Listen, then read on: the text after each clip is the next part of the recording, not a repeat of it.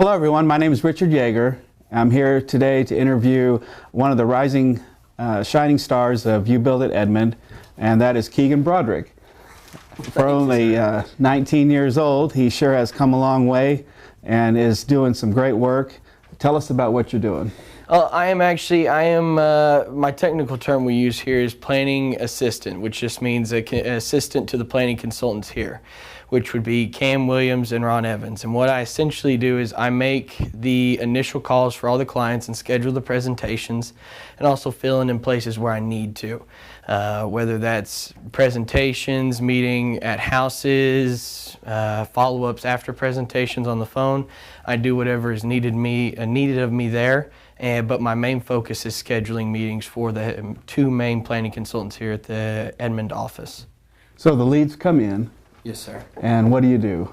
What I do is I call them typically the first day. And what I do actually, so I make sure and up my probability of getting to them, I wait till about 5:45, 6 o'clock. So I'm catching them while they're getting off work, kind of getting home.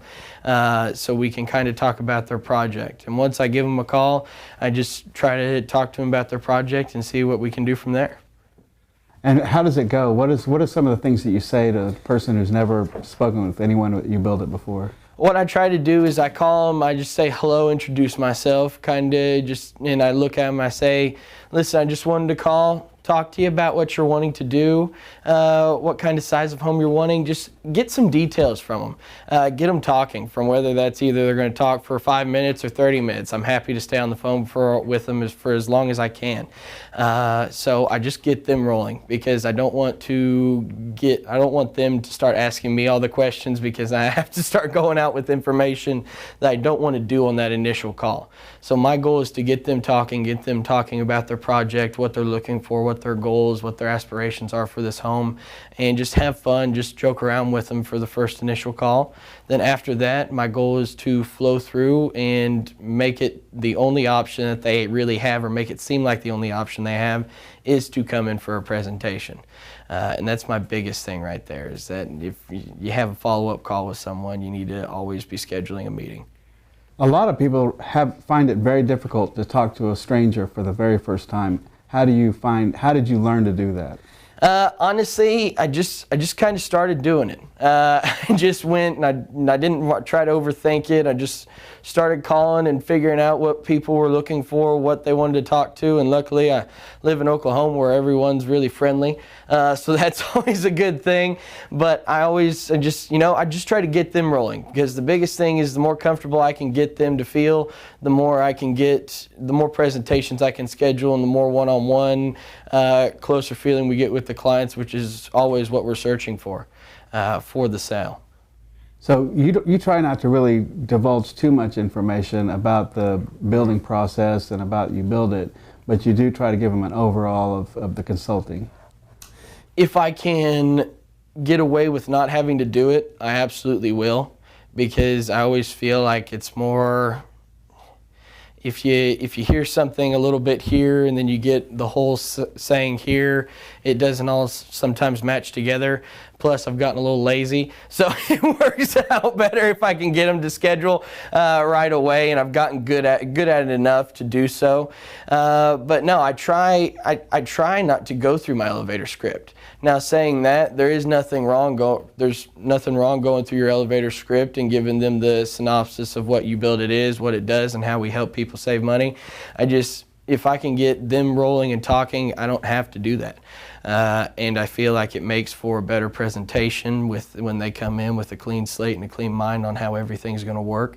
And I think it just works out better in general, because I don't get pushed into a place to where I have to say our fees or anything like that in that call if I go farther down that road. So I try not to stray down that path too often, but if it is my only path to go down, I absolutely will take it, because it's better than nothing. So absolutely. I've heard you, in fact, I think the whole office can hear you when you talk to clients for the first time. And it sounds like even though you've never met them before, you've never seen them in person, you act like, on the phone anyway, that you've known him for 10 years. How do you have that way? Did you learn that from your dad and from the training site, and how did you learn to do that? I learned it from a lot of different sources. Growing up with my dad was always a big thing. That always helped a lot. Being up here since I was just a kid, kind of listening in and learning. But really the biggest thing is when I started, and I started calling about 1.5 years ago, and I just did that, and I went back to the training videos and I watched those, picked up all the tidbits I can, and I've been watching the training videos from Mr. Braudrick since I was 14 when he started them. So it's been a very fun helping experience, going back to even training video 1 to all the way to, I don't know where we're at, 167 or something like that, and picking up all those fun tools and ways to do it. But my goal is always be energetic, and voice inflection is a big part of what I do. Being able to go from here to here and make them feel more comfortable, because that's what you said. The biggest thing is, can we act like we're best friends here? And if once you feel like I'm your best friend, we're golden. It'll be an easy sell from there. Now, you take when you talk to the client for the first time, you're taking notes of what they're saying, and you're putting that into the online tool. Mm-hmm. What I do is when I talk to them, I'm going to talk to them about. I'm going to start out like I said. What size are you looking for? Do you have land in line already? If you don't, where are you looking for land? What's your budget goal? Where are you wanting to be? And once they just get to rolling, I'm going to be picking up on all of that. And sometimes I do it while I'm on the phone with them and just tuck the phone in between my shoulder and ear and start typing in QuickBase. Sometimes I just do it afterwards. But I always try to get as much details as I can in the system, so if I'm not able to schedule a presentation, I can refresh myself with those notes while that phone is dialing, and come into the situation again and do what you said, act like their best friend, try to be close with them again and remember every detail they told me, so they feel more important in the long run, and it makes my job easier with scheduling a meeting after we feel closer through that as well. So I absolutely use the tools available to me in QuickBase and everything like that to make sure I have their details. So from the very initial phone call, you're trying immediately to try to get them to come in and schedule a meeting inside the office. And if you don't succeed on the first call, how long do you wait before the second call? If I leave a voicemail, I will send an email right after that voicemail with just a list of homes we built here locally, ranging from a 1,500 square foot house to a 5,000 square foot house. After that, I'm going to call them again in 3 days, and then I'm going to call them again in another 3 days. I'm going to do 3-day call about 4 or 5 times till I get a hold of them. If I get a hold of them on the second ring, it's just the same thing. Now, if I call them and I get in touch with them on that first call and I'm not able to schedule a presentation, what I usually do, because we always send some collateral in the mail over to them, such as a brochure, DVD, all that kind of fun stuff, I look at them and I say, hey, I'm going to send you an email, but review the information that's coming to you in the mail, and let's look into setting up a time to sit down, because that is our next step to moving forward, to start talking about the project, because that's always my goal. I want it to, because it truly is, the presentation is your next step.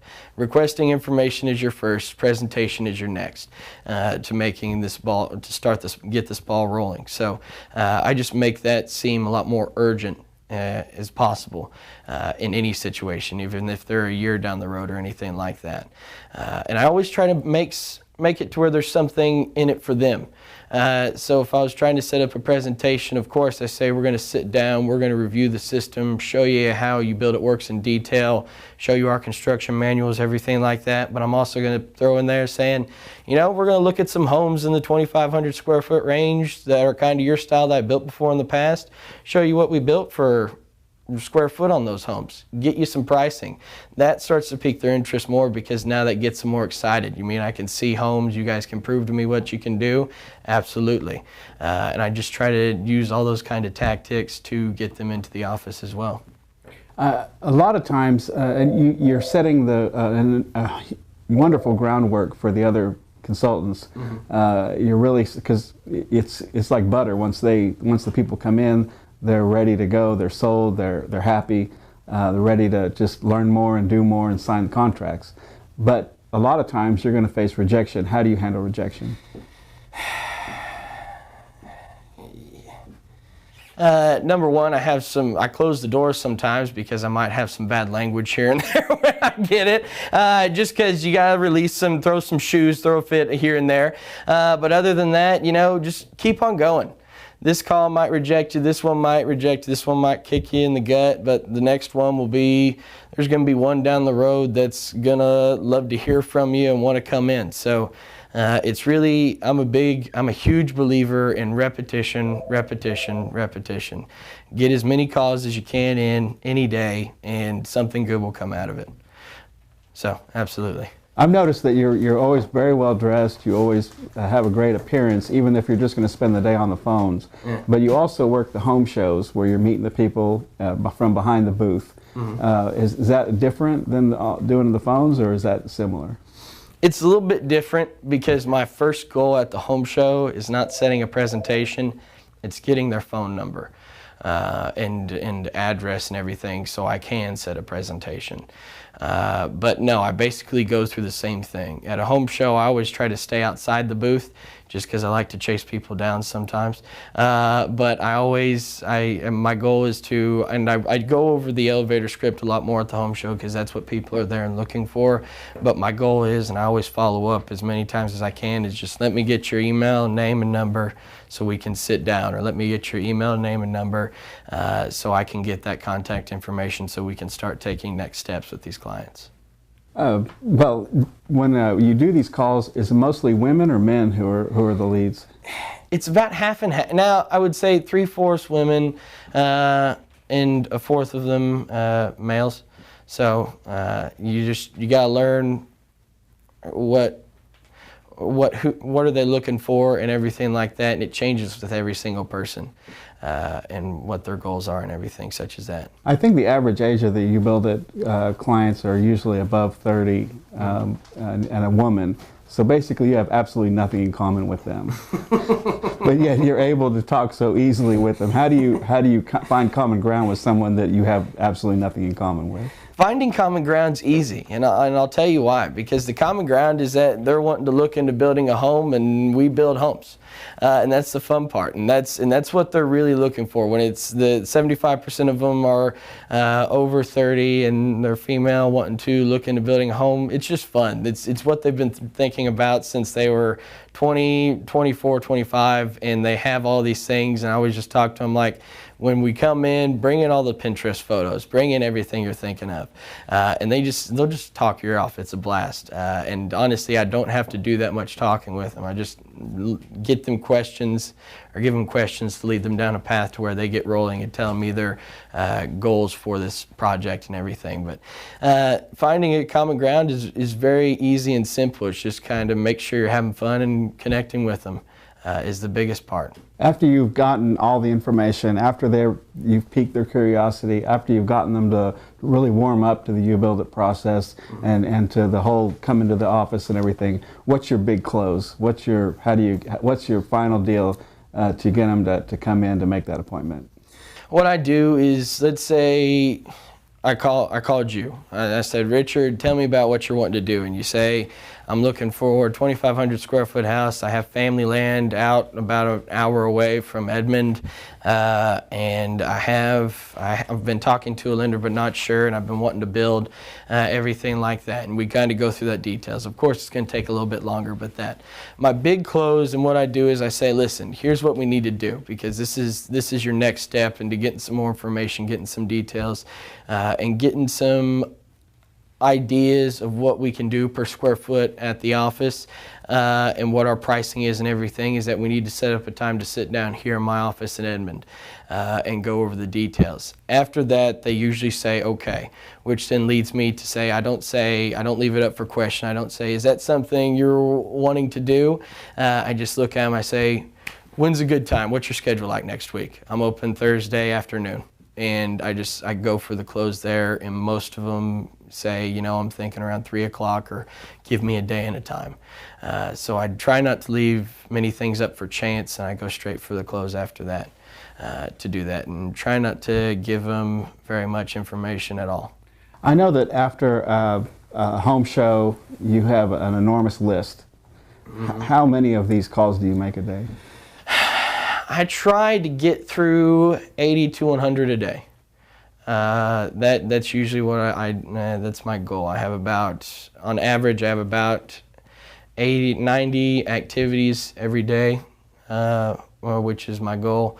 And that's with having a couple meetings here and there and catching up. But if I do 90 calls a day, I'm going to hit my goal of scheduling presentations a week that I have and make sure I get to that goal.